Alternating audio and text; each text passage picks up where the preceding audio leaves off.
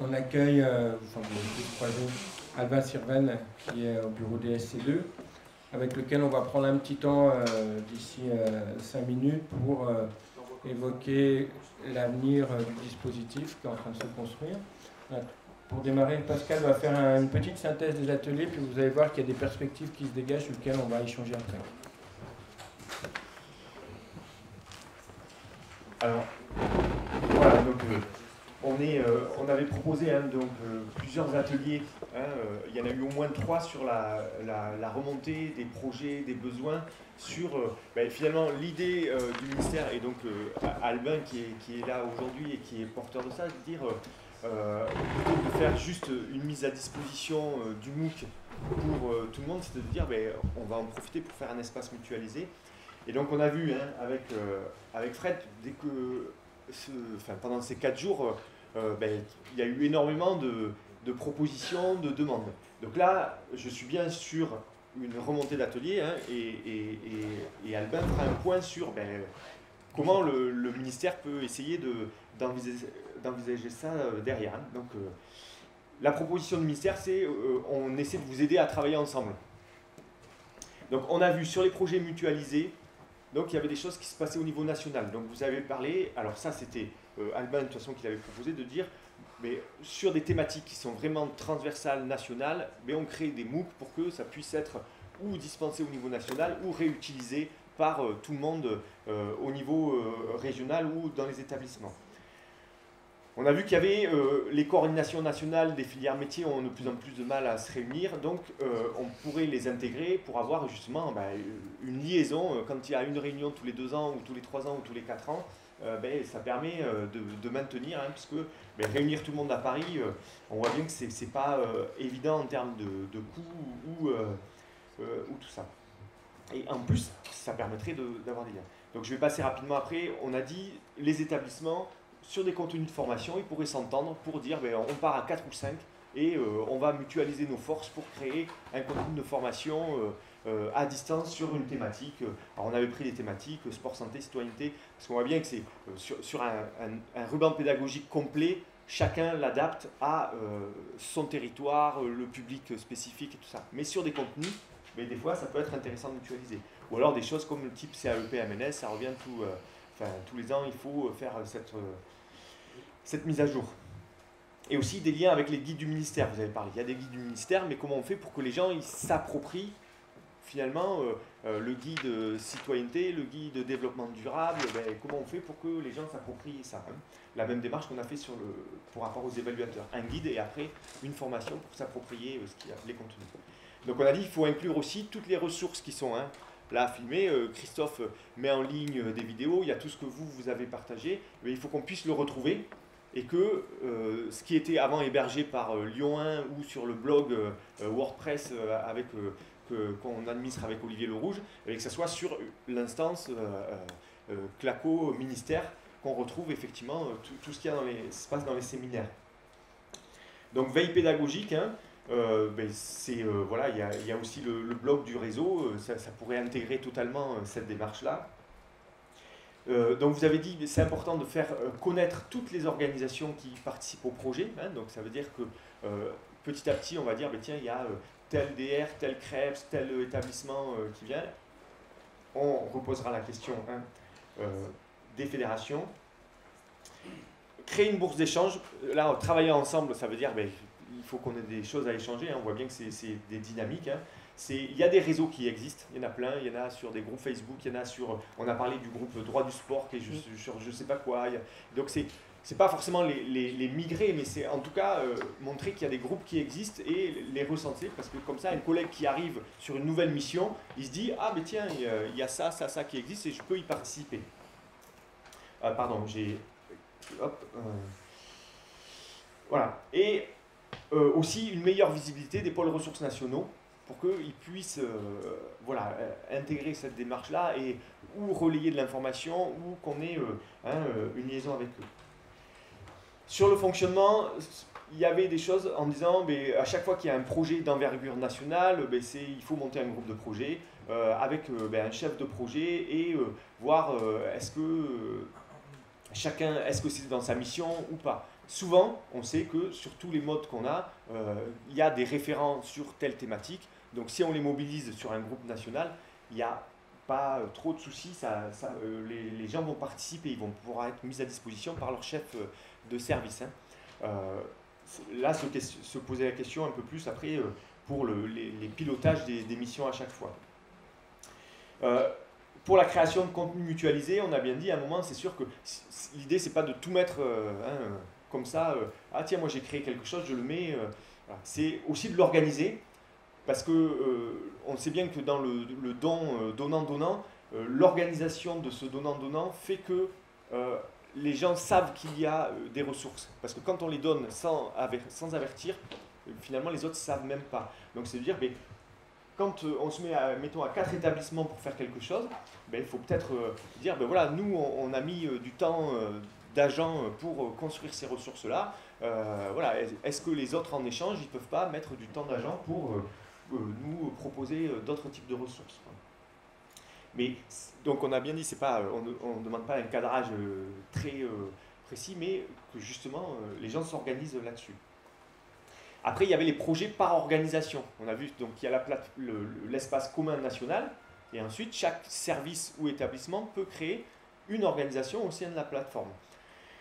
Alors, on a vu sur les établissements, ce qui revient en clair, et c'est le métier, c'est les formations en formation à distance, hein, BPGEPS, DEGEPS, ainsi de suite, et tout ça.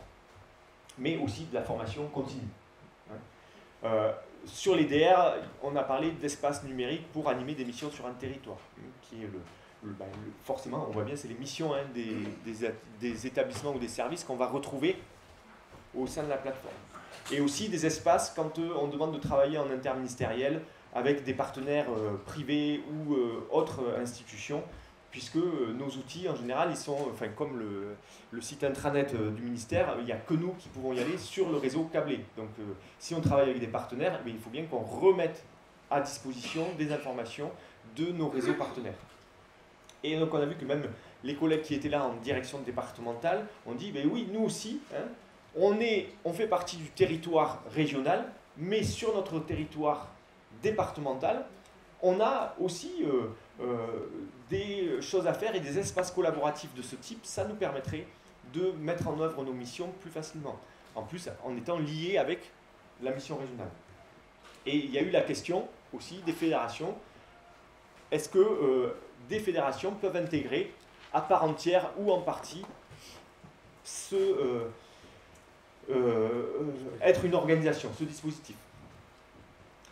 Tout de suite, bien sûr, pour mettre en œuvre ça, ce que vous avez demandé, c'est comment on fait pour être accompagné. Alors là, il y a une réponse, c'est pendant le séminaire, en 4 jours, il y a des barcamps le soir où chacun va demander à avoir un tutorat ou une aide pour monter un espace, pour voir comment je gère les inscriptions, ainsi de suite. Donc accompagner les projets des organisations, on a bien vu, oui, on peut créer des organisations, mais concrètement, comment on fait hein? Je suis CREPS, je suis DR, comment je fais pour créer cette organisation, pour la faire reconnaître, pour la mettre visuellement, qu'est-ce que je mets à l'intérieur? Aussi, on a vu qu'il y avait des contenus au niveau national, et bien c'est comment je fais moi en région, ou en département, ou en établissement pour le réutiliser. Hein, concrètement, là il y a le MOOC des évaluateurs, comment je fais si moi je veux en réutiliser une partie? Donc au départ, il faut peut-être accompagner le collègue dans le service ou l'établissement pour l'aider à savoir comment je récupère une partie et je l'intègre dans ma formation, dans ma formation des évaluateurs ou ainsi de suite. Donc on a parlé forcément, si on veut quelque chose de cadré, c'est qu'il faut aider les gens à rédiger des cahiers des charges. En fait, en gros, une organisation, il faut qu'elle ait un cahier des charges. Hein, à quoi elle sert mon organisation? Qu'est-ce que j'y mets à l'intérieur? Quels sont les objectifs? Et sur un espace d'activité, hein, si c'est de la formation, de l'animation de réseau, en gros, qu'est-ce que je veux faire pour que ça soit reconnu institutionnellement par... Donc là, on est bien de toute façon sur des moyens pédagogiques. Hein, on a dit que c'était dans le cadre des missions techniques et pédagogiques, c'est des outils, puisque c'est des espaces collaboratifs en général. Mais on sait très bien qu'à un moment, il faut quand même faire reconnaître ces opérations-là, surtout quand on dépasse le cadre de juste échange entre agents du ministère des Sports, qu'on a souvent d'autres partenaires qui interviennent à l'intérieur. Donc après, vous avez dit qu'il faudrait identifier dans chaque service établissement des référents, alors formation à distance, ou espace collaboratif, ou animation de réseau, on ne sait pas comment les appeler, mais comme il y a un référent sport-santé, comme il y a un référent laïcité, enfin je ne sais pas, voilà, de dire, mais dans les services, il faudrait qu'il y ait quelqu'un qui soit identifié pour aider ses collègues localement et qui viennent sur des regroupements de ce type pour, voilà, c'est ça. Alors, vous avez dit qu'il faut faire une rubrique avec des freins. On a vu, toujours bien sûr, hein, quand on a des outils numériques, il y a des problèmes de maîtrise technique, donc ça veut dire qu'il faut quand même, vulgairement s'y coller, je veux dire. Même si on a un outil qui est, Monsieur Battier, Madame Chaïra, enfin hyper... Madame Chaïra. Elle a les honneurs. Ma duplication de MOOC, Chaïra. Ça fait pression. Donc, aussi, il faut avoir une autorisation institutionnelle. Ça veut dire que l'institution doit savoir hein, que ça existe et ce qu'on y fait, surtout que c'est rattaché à une institution ministère. Ce qui est beaucoup plus facile hein, d'avoir une autorisation quand on est raccroché à quelque chose d'officiel via le ministère que quand on est sur une expérimentation un petit peu... voilà. Parce que pour un chef de service, pourquoi l'université de Lyon, qu'est-ce qu'elle vient faire là dans mon...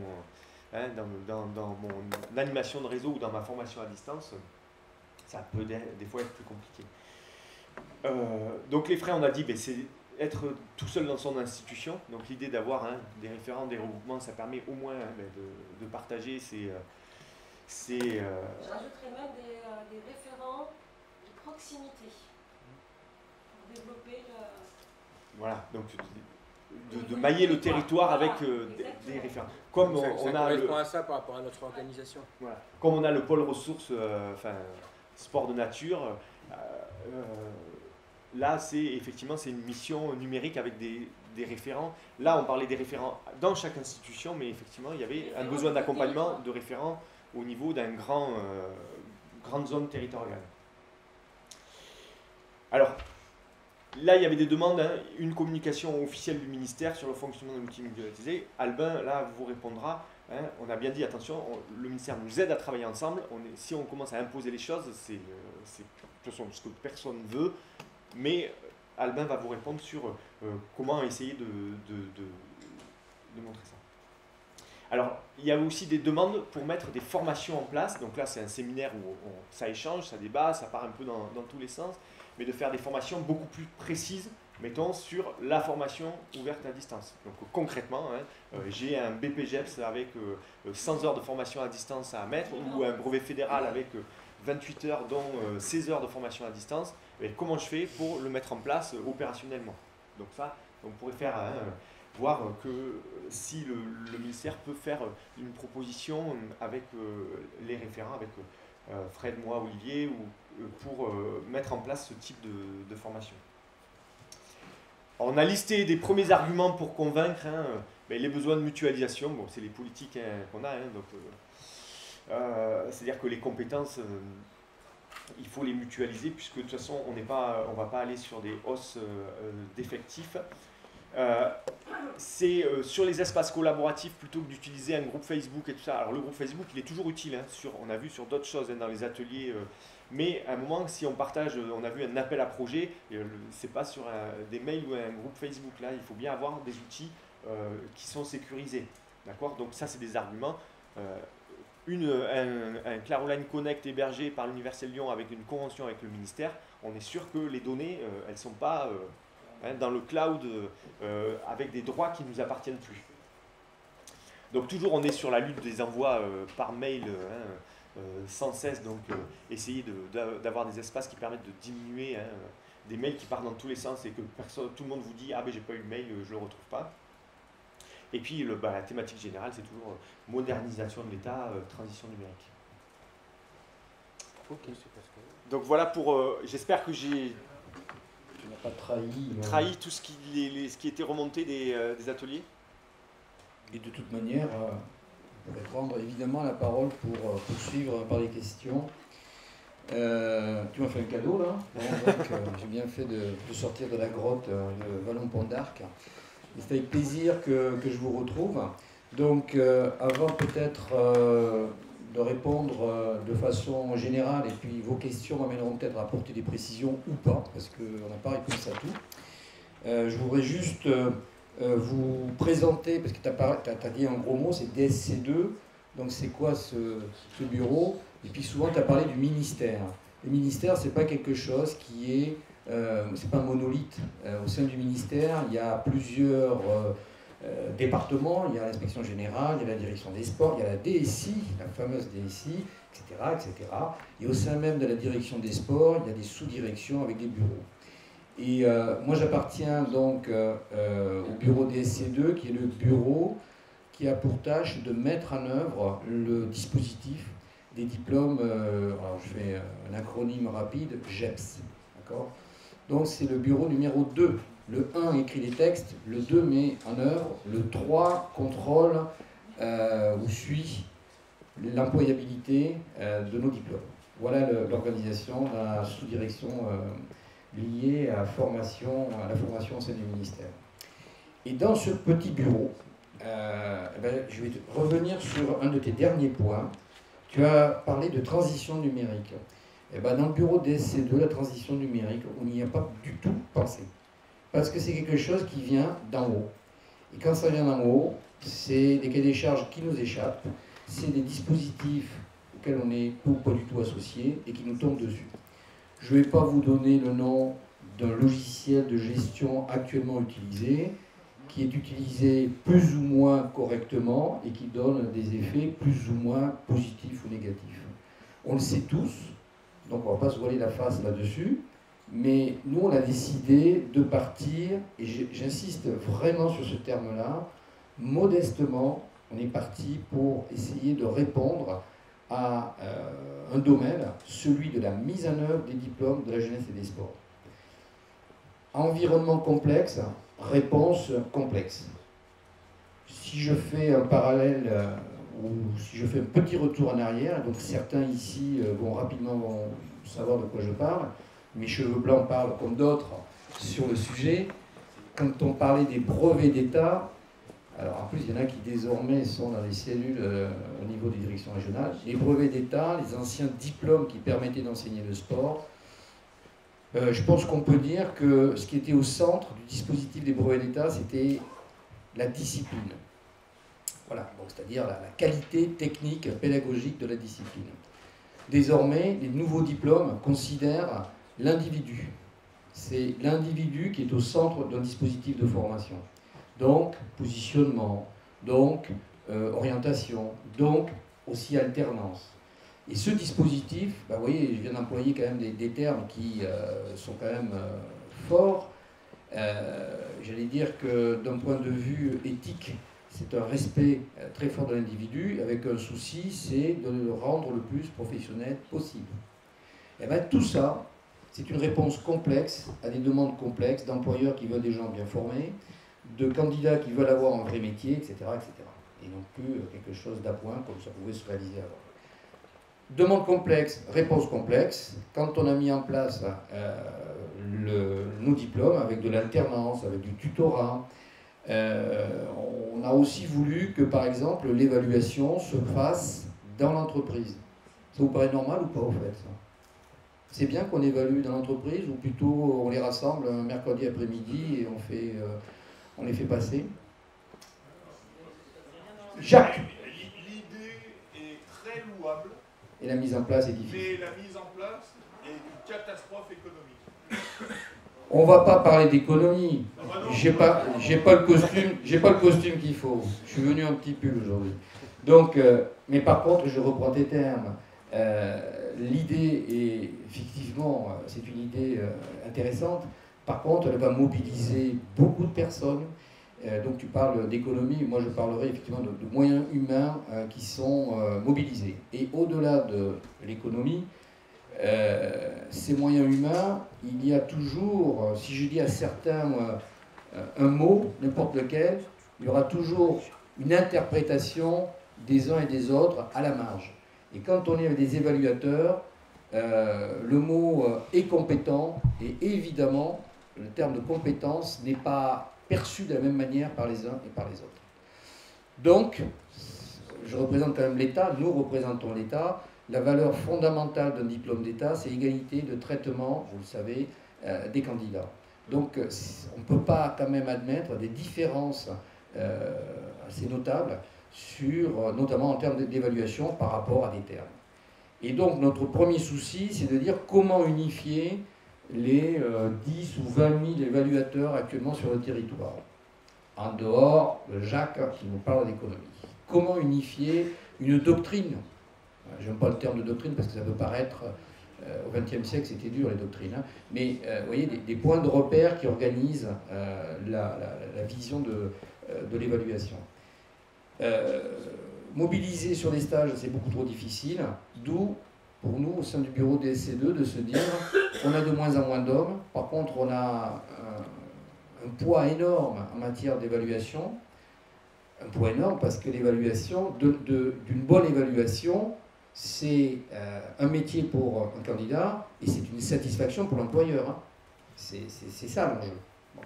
Donc, cette évaluation portant, ayant ce poids-là, on s'est dit, on n'a pas les moyens humains, comment on peut faire? On a évidemment pensé au numérique, mais le numérique, c'est quoi? Ça part d'où? Et moi, je reviens donc à ce que j'ai vécu l'année dernière à l'ENV. Ce que j'avais adoré et que j'ai retrouvé hier, c'est le Barcam. Non pas parce qu'il y a des boissons qui désaltèrent, mais parce qu'il y a une ambiance. Et l'ambiance que j'ai trouvée, c'est l'ambiance qui me semble-t-il sied le mieux à... Tu parlais de partage, tu parlais de réseau. Moi, hier, ce que j'ai vu hier au soir, c'est de l'intelligence. Ce partage, c'est qu'il y a... Intelligence, ça veut dire qu'on vient avec des questions, on n'a pas de réponse, on se fait une opinion, on répond à ses propres problèmes par rapport à ce que d'autres m'ont apporté. Donc c'est une adaptation. C'est pas de la connaissance, je m'assois, tu m'expliques comment ça marche, où est-ce qu'il faut taper, comment il faut transformer quelque chose, puis je le reproduis. Sans savoir à quoi ça sert d'ailleurs, c'est juste les procédures. Ce qui m'intéresse dans ce que j'ai vu, c'est ça, c'est cette notion d'échange qui permet d'aller plus loin. Et donc le ministère, je reviens sur le terme de modeste, bien modestement, on a décidé de s'appuyer sur une plateforme, ici domiciliée à Dijon, avec le souci de répondre à nos évaluateurs qui nous posent, j'aime pas le mot problème, mais voilà, il faut à tout prix arriver à être plus performant sur le sujet.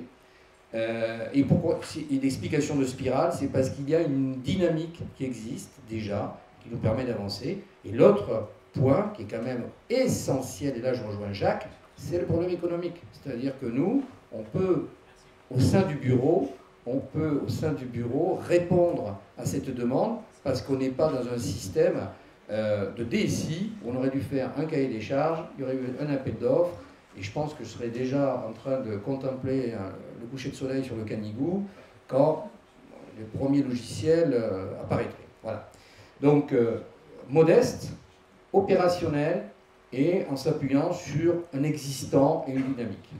Et en tous les cas, je félicite Christophe, l'Université de Lyon, ainsi que les collègues qui se sont engagés. Voilà pour un petit peu le fil, le choix. Et vous avez bien compris que je mettais l'accent sur les MOOC parce que notre souci, c'est donc de répondre à une problématique de terrain. Le prochain qui se dessinerait, ça serait sur le tutorat, parce qu'il y a plein de choses. Alors le tutorat, pourquoi ça pose problème? Parce que pour certains, le tutorat, c'est une extension du compagnonnage tel qu'on le connaît, mais qui puise son essence avec des siècles de recul. Pour d'autres, le tutorat, c'est le conseil donné avec une claque dans le dos pour dire aux jeunes j'ai fait de l'accompagnement psychologique en le réconfortant. Donc vous voyez que la marge est énorme et donc il faut à tout prix qu'on arrive à avoir, je reviens sur le terme de doctrine, sachant que ce n'est pas doctrinaire, mais c'est quelque chose qui peut être partagé avec des points de repère opérationnels. C'est ça la doctrine. Vous faites ce que vous voulez. Hein. Voilà. Je vais peut-être après revenir sur les quelques questions que j'ai pu saisir au bon, et puis je céderai la parole à la salle. Avant de venir ici, par hasard, mais est-ce que c'était le hasard? J'ai repris Michel Serres qui disait, il n'y a pas longtemps dans le Monde, je crois, en fait, ce qu'il faut, c'est avoir des outils qui aident et non pas des outils qui enferment. Et moi, vous avez vu que j'ai un super logiciel. Voilà, il fait Excel, il fait tout. Donc moi, ça me fait peur, ce truc-là. Mais bon, voilà, il faut le faire. Hein. Bon, je suis rentré cadre technique, je ne vous donnerai pas l'année, mais quand je suis rentré cadre technique, il y avait une formation. On avait une semaine en informatique. Je donne toujours cet exemple parce que il est quand même amusant, d'autant que ça m'a permis d'apprendre à jouer au tarot. On est arrivé un lundi matin, on avait des ordinateurs, c'était au Crêpes de Voiron, le bien nommé, et on rentre dans la salle, il y avait un prof d'informatique qui commençait par nous parler de langage Pascal, etc., avec des formules alambiquées, il dit, et puis maintenant, vous allez ouvrir les ordinateurs et on va donc faire des travaux pratiques. On allume, il nous dit, bon, alors là maintenant, vous cliquez sur tel truc, puis il nous dit, bah non, c'est tout noir. Et alors il dit, bah, c'est pas possible, il vient, il dit, ah ben ils n'ont pas livré les logiciels. Donc, c'est mon premier essai sur quelque chose qui déjà au départ, si vous voulez, c'est comme le parachutisme, hein, c'est pas donné pour moi. Donc, screamer, hein, donc nous on est au sol pour pouvoir attaquer. Donc voilà mon premier truc, et c'est pas mieux, si ce n'est qu'aujourd'hui, c'est ce qui me permet d'envoyer balader tous ceux qui veulent nous vendre des logiciels. Je dis, moi quand je vais sur, parce que quand même, mon fils m'a quand même poussé à ce que je m'y mette. Quand je vais sur un site pour prendre un billet d'avion, ou quand je vais sur la FNAC, très sincèrement, les amis, ça marche. Voilà. Et quand je vais sur certains logiciels, là, on m'a demandé de travailler, ça ne marche pas. Pour moi, c'est vite réglé. C'est pour moi l'outil qui aide. Il aide pas que le GIC, il aide aussi ceux qui sont hostiles ou pas hostile, mais hostile ça devient trop dur, ceux qui sont un peu éloignés. Voilà. C'est un outil qui englobe les générations et qui n'exclut pas. Voilà ma position. Il faut que je dise ça. Bon, il y a 2-3 trucs que j'ai notés, je vais essayer d'y répondre. Vous avez parlé d'espace mutualisé. C'est ce que je disais tout à l'heure, hein, c'est-à-dire que la richesse dans notre ministère, mais de toujours, vient de la mutualisation. Et je pense que si des Olivier Le Rouge, Fred, comme Pascal, se sont engagés, c'est parce que dans notre ministère, il y a quand même une marge de manœuvre. Alors je parle ministère, désolé pour ceux qui viennent de l'université, mais dans ce ministère, en fait, depuis toujours, on a appris à travailler, non pas en sous-effectif, on a appris à se débrouiller, parce que on n'est pas le ministère, à l'époque, hein, les rutinants gros ministères régaliens. Nous, on a toujours été un ministère de service et d'aide, de conseil et d'accompagnement aux sportifs, aux associations qui font un travail énorme. Donc, oui, espace mutualisé, c'est vraiment pas un problème, mais je pense que dans espace mutualisé, c'est ce que cette plateforme que nous mettons en place ici va essayer, je suis sûr que ça sera assez facile à faire, va essayer de développer. Moi, je vois 3 points, enfin, en tous les cas, c'est les 3 points que dans la commande. Il y a un côté information, tout simplement parce qu'il y a énormément de documents, mais comme partout, je crois qu'aujourd'hui, le problème, c'est pas les documents, c'est comment hiérarchiser, comment s'approprier, où aller, quel chemin prendre, et comment s'organiser pour être capable de vite trouver le document dont j'ai besoin. C'est ça le problème.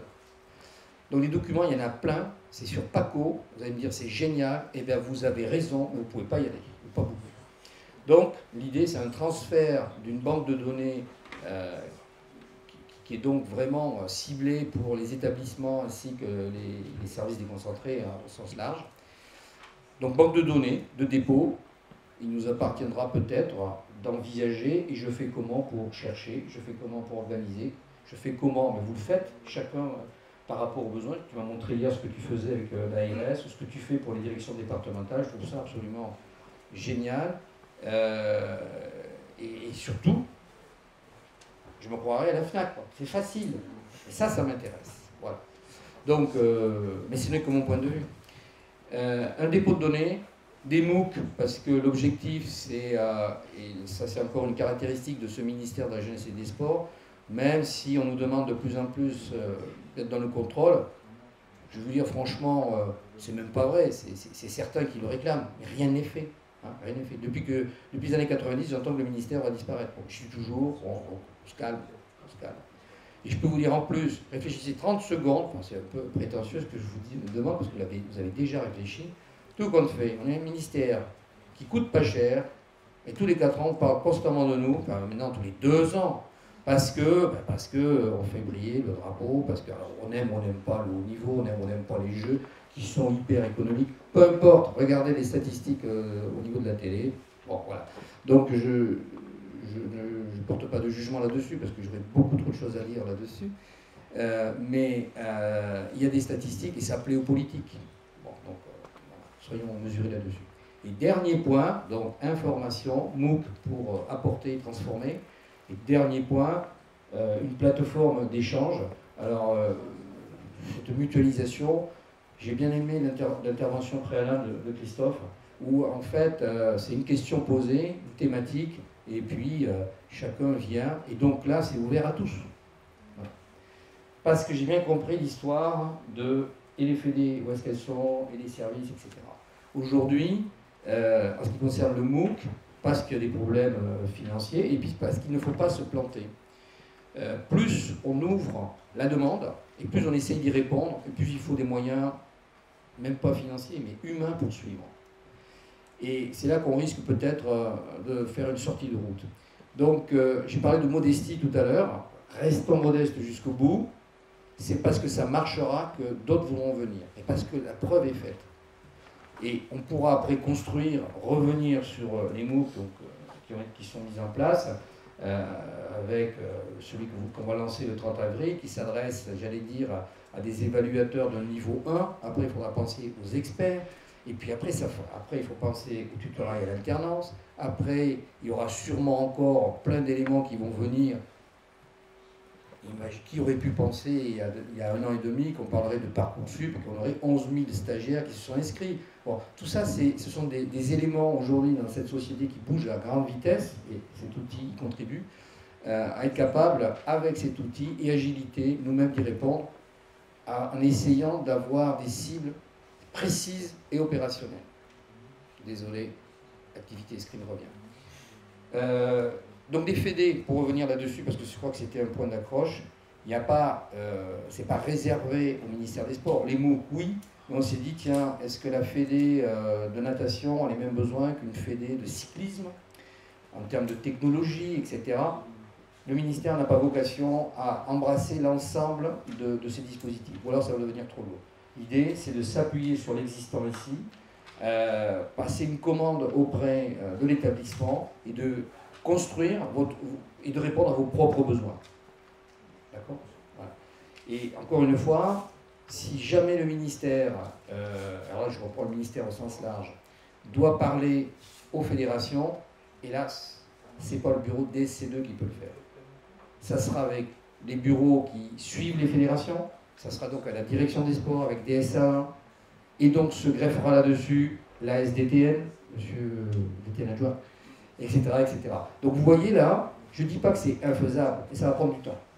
Donc, agile, flexible, nous, on montre une voie, on ouvre une plateforme, il y a ce qui est balisé pour nos besoins, avec des extensions ouvertes et possibles à tous, mais sur des besoins particuliers des fédérations, il y a la possibilité de passer commande directe, et il y a, ce à quoi on tient énormément, c'est effectivement un espace d'échange, un petit peu comme Christophe en a parlé tout à l'heure, avec une question thématique, avec des échanges et quelqu'un qui met fin au forum.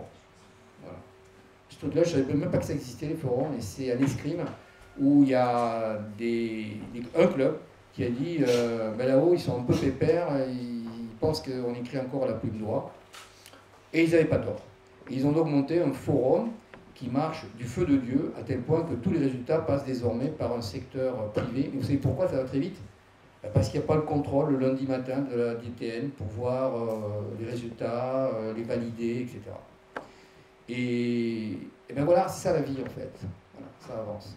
Donc il n'y a pas que ça, parce qu'on a besoin de structurer. D'ailleurs, je crois qu'à un moment donné, il y avait une demande que le ministère, quelque part, adoube le système. Et dès que le ministère adoube, c'est une administration. Donc il y a nécessairement du contrôle. Il faut les deux, mais dans un premier temps, en étant modeste et agile sur une petite partie, ça marche. Et quand ça marche bien, même les décideurs qui sont évidemment dans le contrôle, ils seront plus enclins à dire pourquoi pas. Parce que c'est aussi dans ce ministère-là, le terme de « allez, je suis mon cadre technique », c'est l'inspecteur qui dit ça, c'est de moins en moins évident, mais ça reste toujours possible. C'est parce qu'à un moment donné, la preuve est faite, quoi. Voilà. C'est pas une note de service chez nous, c'est le terrain qui parle. Bon, j'arrête de parler, et puis peut-être le jeu de questions-réponses, maître. Pas mal, je pense. Ouais. Allez, pas mal. Est partido. Commencer direct par la deuxième, la première est toujours compliquée.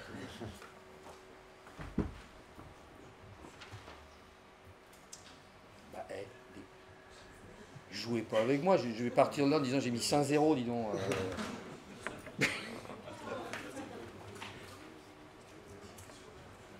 Laurent, une question? Ah.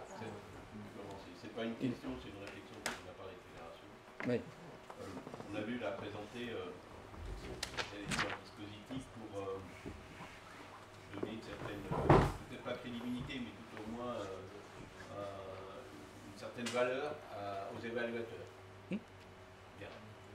Et en tant que fédération, c'est vraiment quelque chose qu'on aimerait mettre en œuvre, parce que nous aussi, on a parfaitement dans notre discipline en elle-même des problèmes d'évaluateurs qui sont reconnus soit par leurs résultats sportifs, par ce qu'ils ont amené en termes de champions ou autres, ou de développeurs au sein de leur club. Mais on a quand même une hétérogénéité qui pose problème, justement dans les certifications qu'on peut avoir ou les évaluations lors de nos conventions. Et ce qui a été mis en œuvre me semblait très intéressant de pouvoir y accéder pour justement peut-être adapter à notre discipline en même temps, mais pas réinventer des choses. C'est pour ça que quand je disais que la DTN pourrait peut-être, si c'était accepté, j'allais dire, échanger pour voir, et en même temps, pourquoi pas proposer à un moment ce que la fédération pourrait proposer en termes de petit examen d'évaluation, pour que les directions régionales qui après mettent en place les jurys de certification soient au moins certains que ce qui s'est fait dans les formations a une crédibilité, si je peux m'exprimer ainsi. Voilà dans le sens, je sais très bien que j'ai des élus par exemple qui ne veulent pas venir sur la plateforme. Il y avait un comité directeur, j'ai déjà posé la question, c'est non, de fait, parce qu'on veut avoir son propre plateforme, et on peut le comprendre. Par contre, nous, en tant que DTN, on en a parlé, c'est là le rapport. Au lieu en direction régionale, mettre notre PPF, mettre en haut niveau ce que l'on a mis comme filière, je pense que souvent c'est demandé dans des directions régionales, quelquefois les CREPS également peuvent avoir à s'y référer, et autant utiliser une plateforme pour mettre dessus et les mettre à proposition de tout le monde, plutôt que voilà, autre chose. Voilà quelle était un peu notre volonté, et je dis bien en tant que Fédération française de cyclisme, je ne parle pas au nom des autres fédérations. Ouais. Vas-y. Ah, mais je vais dans le sens de. D'accord. Au protéine de table, du coup, parce que c'est les fédés. Ce que dit Yves, et tout à fait juste. Autant, il y a un établissement, je comprends l'instance. Attends, parce que les collègues. Moi, je suis sourd, sans attendre. Ça, je le sais, le côté Sourd. sourd. Ça y est. Je peux parler plus fort si tu vois. Non, économise-toi. Allez, lâche-toi, c'est le dernier jour. Final. Oui, simplement, le point de vue fédé, évidemment que il y aura peut-être quelques fédés, mais je pense qu'elles seront peu nombreuses à valider l'instance globale, l'instance même mutualiste. Ne serait-ce que parce que, côté fédéral, nos élus sont très sensibles à c'est à moi et je veux pas que les autres le voient. Même si c'est une vraie connerie, hein, on est bien d'accord. Mais c'est une réalité. ça veut dire que la mutualisation, elle va d'abord passer par les établissements. Rien n'empêche aujourd'hui, par la souplesse de l'outil utilisé, de l'environnement utilisé, de mettre en place des passerelles facilement. Ce qui est important, c'est de savoir qu'est-ce qu'il y a à un endroit et comment je peux l'utiliser facilement. Aujourd'hui, c'est ce qui manque le plus. Parce parce que ce travail de réseau, on l'a lancé il y a 17 ans, 18 ans déjà, et on n'est jamais arrivé justement à faire un recensement de qui fait quoi à tel endroit et comment je peux l'utiliser, comment je peux te le passer. On est un peu arrivé entre quelques dinosaures, mais ça s'est joué à lambda. Aujourd'hui, la vraie richesse, c'est la mutualisation. Donc, si c'est dans un endroit unique, c'est plus facile, parce que le magasin est là, mais il faut aussi mettre en place avec les DTN des passerelles culturelles entre j'ai développé à l'escrime quelque chose, j'ai développé au circuit quelque chose, au rugby, parce que je sais que Franck va prendre la parole, il va pas pouvoir s'en empêcher, quelque chose de... Ok. Voilà. Bah, tu veux prendre la parole? Non, après. Sur les fédés, par rapport, je reviens sur ce que tu posais comme souci. Évidemment, la fédé, c'est comme le ministère, c'est pas monolithique. Il y a d'un côté un comité directeur, de l'autre, il y a la DTN. Bon, voilà. Et le point de vue des uns et des autres est différent parce que du point où je suis, j'ai une vision différente. J'ai besoin d'outils techniques, par rapport à ce qui se fait ailleurs, parce qu'on se retrouve en termes de technique et de pédagogie, et les élus ont besoin d'images. Et voilà, c'est comme ça que va le monde. Il y a des solutions, hein, on peut jouer quand même. Mais c'est comme ça que va le monde et je le comprends parfaitement. Nous, encore une fois, on démarre, Yves, avec un groupe autour des établissements ainsi que des directions régionales. Ça part le 30 avril. De là, la reconduction peut être proposée aux fédérations avec des aménagements que vous souhaitez. Voilà, c'est pas le souci.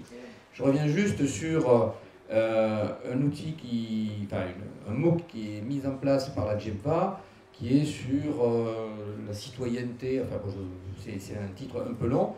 C'est monté avec l'école normale supérieure de Cachan et il travaille en fait avec comment dire, le MOOC est prêt, hein, il est ouvert, mais pour la GEMPA, il travaille avec un groupe de 20. Donc 20 collègues qui ont levé la main, parce que ce qu'ils veulent, c'est que soit testé. Et ce qu'ils veulent aussi, c'est tester le travail à distance. C'est-à-dire que le chef de service donne le temps, dans le temps contraint, le temps pour pouvoir fonctionner.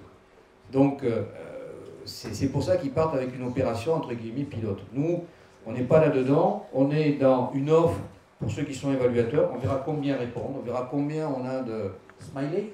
On verra tout ça et on part quand même, on est quand même ambitieux, hein, parce qu'on part avec un effectif. Pascal me parle de 1000, moi ça m'effraie, mais bon, faut y aller, quoi. Bon, voilà, faut y aller. C'est une période de test qu'on fait quand même à grande échelle, et je pense que les fondamentaux sont là pour pouvoir après, effectivement, les décliner un peu. La maquette étant faite, on peut les décliner après. Hein, voilà. Sur la mutualisation c'est très simple. Hein. C'est don contre don. Donc quand je viens, c'est parce que j'ai un intérêt, je donne, je reçois. Il faut qu'il y ait une dynamique, quoi. On appelle ça, avant on appelait dynamique de groupe, on l'appelait comme vous voulez. Mais si on vient pour prendre et repartir, ça s'essouffle, quoi. Bon, voilà. Moi je ne juge pas, hein, comme ça, mais ça s'essouffle. Ouais, par rapport à ce que disait Yves, moi en tant que service formation d'une direction régionale, nous effectivement on est très heureux quand les fédérations diffusent aussi sur les évaluateurs et proposent des listes, surtout que souvent c'est un territoire qui dépasse le périmètre régional, parce que les formations sont sur des zones qui sont interrégionales, voire des fois carrément nationales,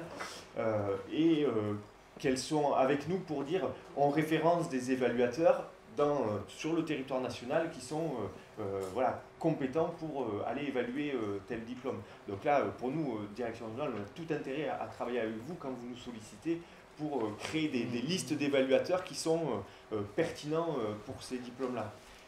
Pour l'histoire des fédérations, on voit bien que effectivement là, sur un espace mutualisé, hein, ça a fait des débats sur effectivement, il y a des fédérations qui ne vont pas aller sur une forme de tutelle, hein, enfin on peut dire les mots qu'on veut, mais on sait qu'ici, le rôle de ces séminaires, c'est aussi toujours de l'entraide. Moi, alors là, il y a, mettons, avec Laurent Dupuis, on a travaillé. Mon directeur régional, il m'a dit, il n'y a pas de souci, tu vas 2 jours mis à disposition, puisque j'aide un collègue qui est sous la tutelle du directeur régional aussi. On a le même chef de service. Enfin, on sait bien que CTR-CTN, c'est plus complexe votre situation. Mais au départ, on a bien une tutelle qui est la même. Et donc, s'il y a des personnes référencées dans notre dispositif, ça permet, même si on n'a pas la plateforme, vous n'êtes pas dans l'instance, ça permet d'entraîner. Olivier Lerouge, qui n'est pas là aujourd'hui, je le salue, aide aussi énormément de fédérations. Mais moi, j'en ai plusieurs. Là, je sais qu'il y a la randonnée pédestre qui est là aussi, mais j'ai travaillé avec le tennis de table.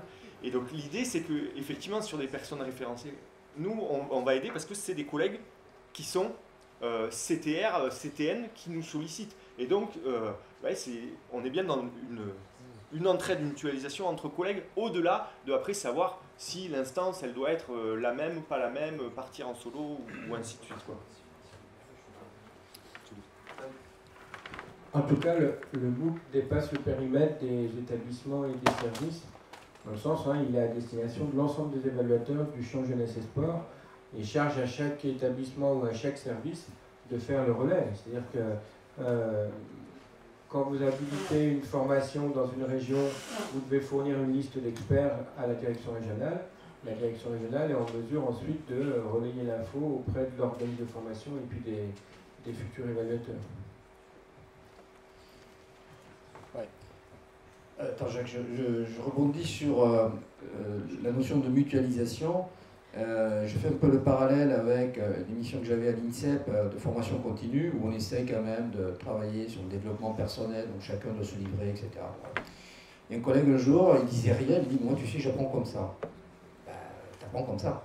Et la mutualisation, quand je parlais de don et contre-don, le contre-don, c'est tout simplement le collègue qui dit, moi je suis nul et je te dis merci. Eh ben, voilà, il n'y a pas que, c'est pas de l'échange économique, quoi, cette notion de mutualisation. Mais c'est par contre autour d'une thématique, on essaye de creuser ensemble avec les gens de bonne volonté et dans le bon sens pour répondre en fait à la cible qui occupe tout le monde, c'est l'usager, quoi. Voilà. Jacques. Est-ce qu'il va y avoir une consigne descendante et impérative je le fais plus, je vous dis de le faire ce soir. Est-ce qu'il va y avoir une consigne descendante et impérative en direction des récits des directions régionales d'ouvrir pour que les gens en direction régionale qui seraient concernés par le suivi, par exemple, des MOOC de leurs évaluateurs puissent avoir accès à la plateforme, parce que souvent, en direction régionale, on n'a pas accès au web externe. Je te laisse répondre. C'est bien d'avoir un outil, mais il faut pouvoir y accéder. Ça, c'est sûr. Avec tout ce que j'ai dit avant. Là, moi, à mon échelle, sur l'exemple du MOOC des évaluateurs, donc j'étais, donc Albin est là, j'ai eu Annie Lambert-Millon au téléphone mardi, donc la chef du bureau DSC2. Donc effectivement, on réunit les personnels, les référents en DR qui ont participé à la construction du guide des évaluateurs. Donc on avait 11 régions représentées sur les 13, pour qu'ils viennent et que j'en fasse une équipe de tutorat. Et l'idée, c'est d'accélérer ça pour qu'effectivement, ils puissent relayer dans l'ADR, qu'ils aient accès à la plateforme pour pouvoir tutorer et après reproduire au niveau régional. J'ai besoin de former j'ai besoin de former, mettons, 40 personnes là, mais c'était sur les sports co en centre Val-de-Loire. Comme ça, je peux le réutiliser en le modélisant avec une réunion en présentiel, ainsi de suite, quoi. Pour que, voilà, chaque agent. Donc là, moi, avec Annie, on a dit OK, et Albin, mais on fait venir ces référents-là qui étaient déjà visés pour construire le guide, et bien on monte d'un étage, et là, ça devient des tuteurs du MOOC pour que, voilà, on avance aussi sur comme disait Albin, il faut d'abord que ça marche. Montrons ce qui marche, et après, on essaye d'avancer là-dessus. Mais je comprends bien, pour toi, établissement, on n'a pas de souci en établissement. Mais tu veux que à la direction régionale, ça soit en phase, quoi. Bah oui, ils n'ont pas accès, on peut leur donner l'outil. Normalement, ils auront accès. Oui. Au début coup, on peut acheter des. Sinon, je les piles. Les piles qui durent. Non, on en achète plein de piles, mais qui durent plus longtemps. Mais ça va, vous m'entendez? Ouais. Alors moi, j'ai juste une question. J'ai bien noté l'initiative du ministère, alors je suis en crève, c'est un crève de Poitiers, qui consistait à mettre à disposition un outil, ouvrir un espace, un espace de travail collaboratif, et également dans une forme peu contraignante, puisque pour dire que c'est quelque chose qui n'est pas descendant. Sur la mutualisation, il y a aussi d'autres formes de mutualisation, parce que là on était sur le donnant contre donnant, donc là on est dans la forme de mutualisation, on met dans un pot commun et on vient chercher effectivement ce qui est intéressant pour les uns et pour les autres. Et puis il y a une autre forme de mutualisation qui est à un niveau un petit peu supérieur, qui est de co-construire, phosphorer tous ensemble. Et ma question, ma réflexion, était sur l'animation. Quelle animation de ces temps de co-construction? Il y a deux possibilités, hein, c'est-à-dire gens de bonne volonté, on se croise, on se voit et on se dit, bah tiens, voilà, on peut avoir un temps de travail tous ensemble, et parfois de façon... et la difficulté parfois, c'est effectivement de rentrer, non pas dans une commande, mais de rentrer dans une dynamique de travail à parfois à plus long terme, de ne pas être sur le ponctuel. Et ça, parfois, ça nécessite une ressource, une personne, globalement, qui impulse et qui arrive à suivre. Donc, est-ce qu'aujourd'hui, c'est peut-être un peu tôt, hein, mais ça veut dire que sur ce temps-là, à minima, ça nécessite un petit peu de ressources pour être dans le temps d'animation. Yes. Donc, si j'étais avec ma cravate, je t'aurais dit, ta remarque est excellente et effectivement, le processus est à l'étude. Mais donc, je ne te répondrai pas ça, parce que tu as répondu à la question, tu as dit, la co-construction, c'est un niveau supérieur. Et je t'ai parlé tout à l'heure, j'ai bien parlé de construction nous-mêmes, point par point, quoi. Donc, je pense que dans un premier temps, c'est quelque chose d'ouvert qui ne nécessite pas un animateur de ressources humaines, etc. On verra aussi quels sont les types d'échanges. Par contre, en termes de co-construction, là, je pense qu'on va démarrer là-dessus, en commençant par ce que tu as dit, ce sont les groupes nationaux, c'est-à-dire les coordinations nationales par diplôme, où on est contraint de plus en plus par deux points. C'est les agendas très très chargés des collègues qui sont partout. C'est toujours pareil aussi, ce sont ceux qui s'engagent, qui sont enthousiastes, et donc on les retrouve un peu partout. Donc contrainte d'agenda, contrainte financière. Donc je pense que la co-construction par rapport à ces groupes qui suivent le BP, AN, etc., on commencera par là. Tout simplement parce qu'il y a le feu. Enfin, il y a le feu. C'est une nécessité absolue. Donc ça sera ça, l'épreuve qui nous permettra de voir en matière de co-construction combien ça coûte, qu'est-ce qu'il faut, l'animateur, etc. Sans partir sur des co-constructions de réponses peut-être plus ouvertes en matière, je ne sais pas moi, de la performance, comment on y arrive, etc. Bon, voilà. Donc, nous, quand même, la cible, c'est l'opérationnalité, quoi. Et voilà la réponse que je peux t'apporter. Mais ça reste quand même à l'étude. Oui, Sandrine. Tout à l'heure, dans le bilan, on a parlé d'une éventuelle communication officielle du ministère vers les établissements. Donc, est-ce que suite à ce séminaire, il va y avoir un envoi auprès des directeurs d'établissement pour proposer l'outil? Oui. Et ensuite, comment s'inscrire dans le processus. En fait, alors, il y a déjà eu un courrier qui est parti de DSC2, donc effectivement uniquement à l'attention des chefs d'établissement. Du coup, il y en a un qui doit partir lundi dans les DR, et il y aura la piqûre de rappel, parce qu'en fait, on est parti sur 50 connexions par établissement et 100 par DR. C'était déjà précisé ça dans le premier courrier, mais on va le repréciser. Et l'homme orchestre s'appelle Pascal Choteau. Vous pouvez m'écrire, il n'y a aucun problème. ça sera renvoyé.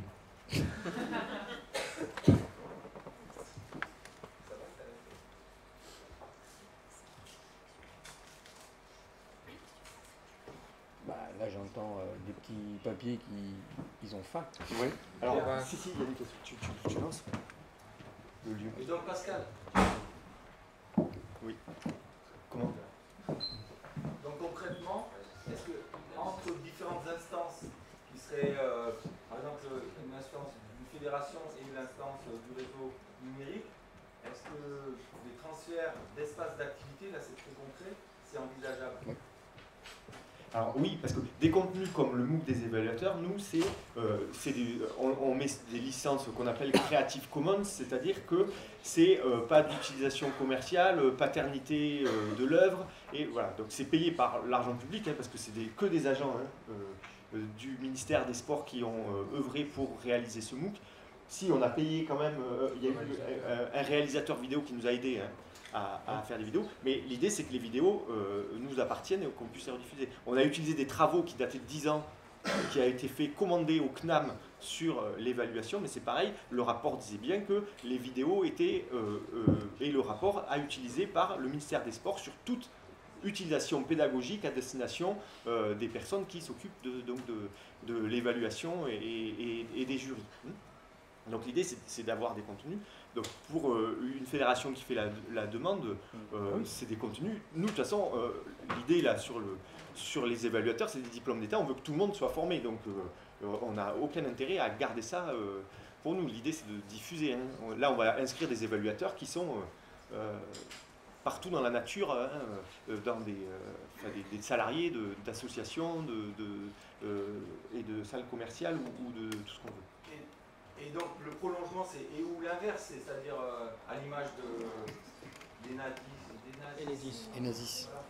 S'il y a des grains, des modules, donc là c'est plus des modules, c'est des espaces d'activité. Je me trompe? Oui, exactement. Oui. Voilà. En quoi Caroline Connect, parce qu'après on parle de l'outil, permet d'une manière simple, qui marche, de transférer d'une instance à une autre. Il y a deux choses. Il y a un aspect technique, hein, pour transférer. Donc effectivement, si on est sur Caroline Connect, ça nous permet d'avoir des possibilités d'import, export de modules et de réadapter chacun des modules comme ça. Et il y a aussi un aspect qui est transversal, et il y a eu une intervention de Jacques Dubois et aussi d'une collègue, Marielle Stines, sur les open badges.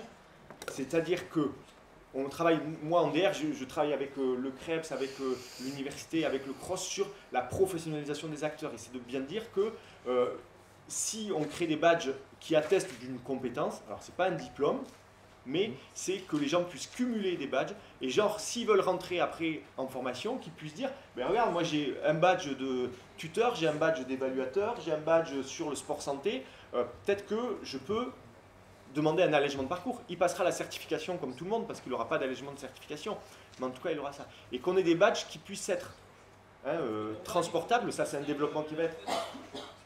Hein? Pour avoir un allègement de parcours, il faut que la DR te le reconnaisse pour te valider. Parce qu'aujourd'hui, ce type de badge, entre guillemets, peuvent exister sur d'autres qui viennent d'ailleurs.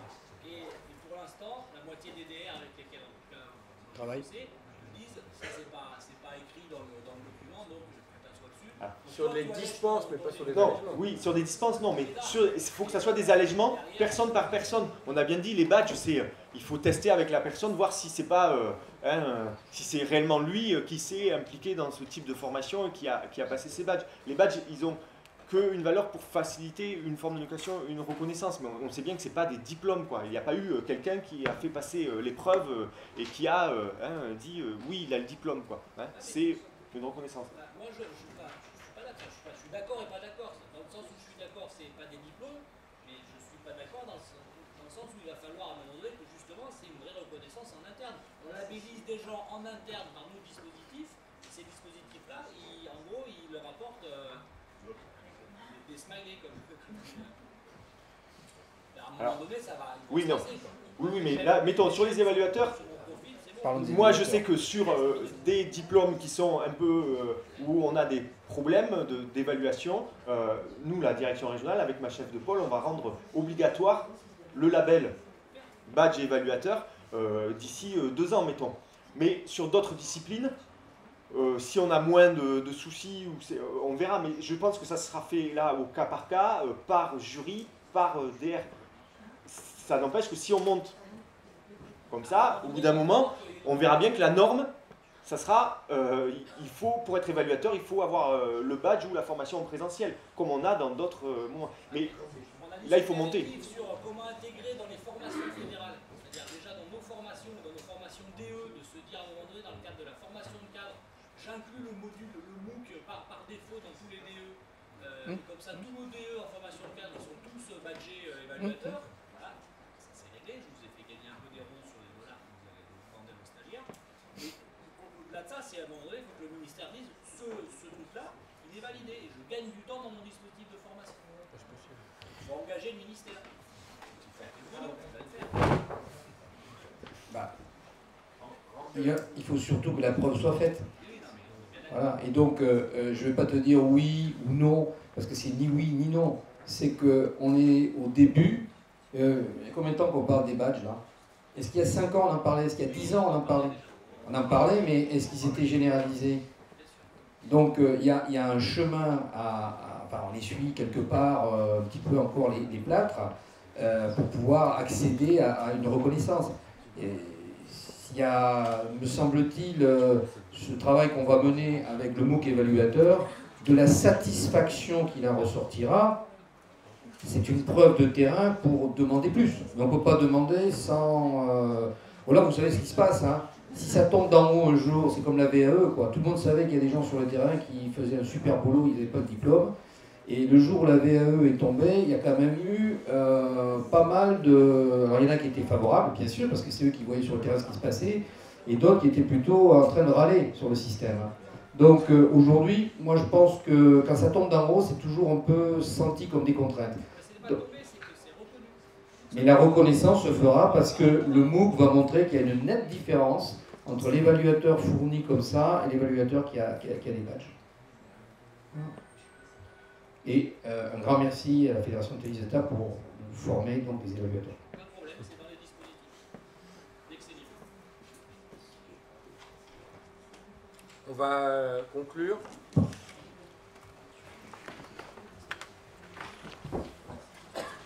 Je vous remercie tous de votre participation active.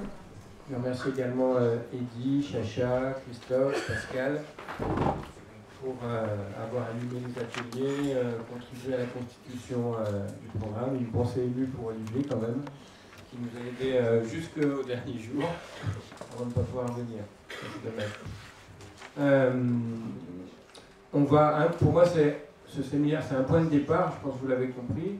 Rapidement, là, j'espère que vous avez tous un compte. En tout cas, je vais vous recontacter, je vais vous réécrire pour que ceux qui n'ont pas de compte puissent l'ouvrir. On travaille avec Pascal pour le lancement du MOOC le 30 avril. Un espace aussi qui vous permettra de récupérer l'ensemble des présentations qu'il y a eu durant ce séminaire. Vous savez, quand on clôt quelque chose, on transmet le drapeau. Donc là, l'année prochaine, il faut qu'il y ait un séminaire, il faut qu'il y ait le même séminaire. Donc s'il y a des établissements intéressés, ils peuvent lever la main tout de suite ou dans les semaines qui viennent. Je vous expliquerai comment on fait pour galérer avec le ministère. Non, la DRH. La DRH. Pour être censé à l'ONF et puis suivre ensuite le dossier. Alors on vous accompagnera, vous inquiétez pas. Donc s'il y a un établissement volontaire, rapidement faites-le nous savoir qu'on puisse préparer les choses. Voilà, merci à tous. Moi j'ai passé un bon moment. J'ai appris plein de choses, hein, c'était un des objectifs. Et puis on a partagé, il y a pas mal d'idées qui remontent, donc il ne reste plus qu'à avancer et puis à faire vivre ensemble le réseau. Voilà, merci à tous. N'oubliez pas, c'est mon petit côté maître du temple, n'oubliez pas de remplir la fiche d'évaluation pour ceux qui ne l'ont pas faite, de rendre les clés pour ceux qui ne l'ont pas faite, et vous pouvez aller au repas à partir de 11h45 pour ceux qui veulent partir rapidement. Voilà. 2 minutes. Bonne fin de semaine, bon week-end.